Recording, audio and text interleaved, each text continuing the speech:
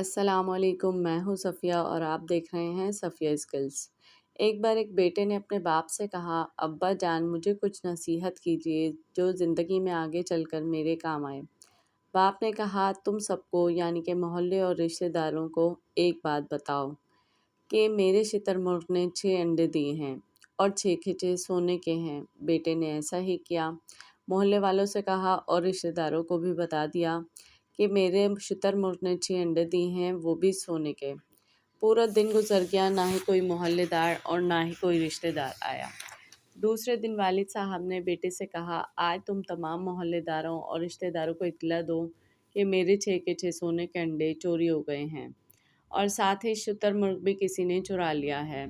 بس پھر کیا تھا، محلے دار اور رشتہ دار افسوس کرنے کے لیے آنے لگے۔ باپ نے کہا، دیکھا بیٹا، میری نصیحت کہ لوگ صرف آپ کی ناکامی کی خبر سننا چاہتے ہیں اور آپ کو ناکام دیکھنا چاہتے ہیں۔ جیسے ہی آپ کی ناکامی کی خبر سنی تو سب آپ کے ہمدرد بن کر آ گئے۔ وہ کسی نے کیا خوب کہا ہے، ضروری نہیں آپ کی خیریت پوچھنے والا آپ کی خیریت چاہتا بھی ہو۔ ویڈیو پسند آئے تو لائک، شیئر اینڈ سبسکرائب کریں۔ شکریہ۔